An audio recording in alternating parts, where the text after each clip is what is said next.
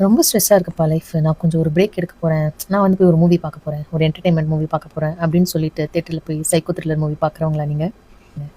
So உங்களுக்கு நான் ஒன்று சொல்ல போகிறேன். நீங்கள் உங்கள் பாக்கெட்டில் இந்த கேஷ் எடுத்து கொடுத்து டிப்ரெஷனை விலைக்கு வாங்கிட்டு இருக்கீங்கன்னு சொன்னால் நம்புவீங்களா? எஸ்.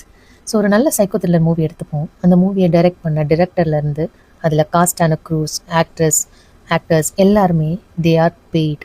அவங்க அதன் மூலமாக சம்பாதிக்கிறாங்க. அவங்க பேக்கெட்டுக்கு மணி போகுது. அதுவும் மாதத்துக்கு 20,000 30,000 இல்லை, லேக்ஸ் கணக்கில், க்ரோர்ஸ் கணக்கில். அவங்களோட ப்ராஃபிட் எல்லாமே க்ரோர்ஸ் கணக்கில் மட்டும்தான்.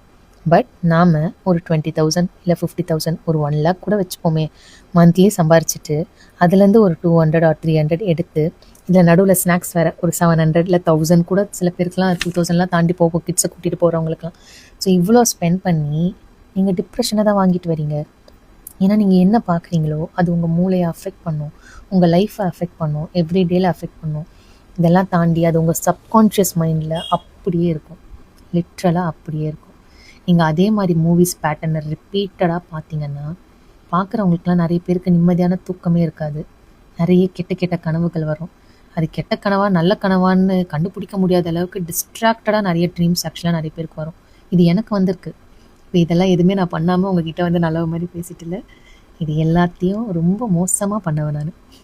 லைக் எப்படின்னா த்ரில்லர் மூவிஸ் பார்க்க ஆரம்பித்து டாக்குமெண்ட்ரி பார்க்குற அளவுக்கு, லைக் என்னென்னா real stories, real horror stories, like psycho ஸ்டோரிஸ்லாம் டாக்குமெண்ட்ரி பார்க்குற அளவுக்கு.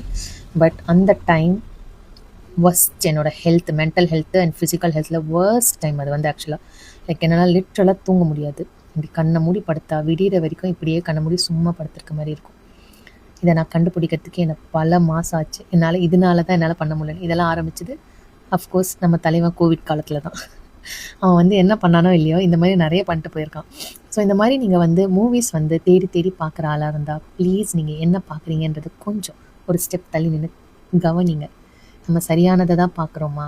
ஏன்னா வாழ்க்கையில் உங்களுக்கு நிறைய ஆசைகள் இருக்கும், நிறைய கனவுகள் இருக்கும். இது எல்லாத்துக்கும் தடையாக நீங்கள் பார்க்குற மூவிஸும் நீங்கள் கேட்குற சாங்ஸும் வந்து நிற்கிறதுக்கு நிறைய சான்ஸ் இருக்குது. சிந்தித்து செயலாற்றுங்கள்.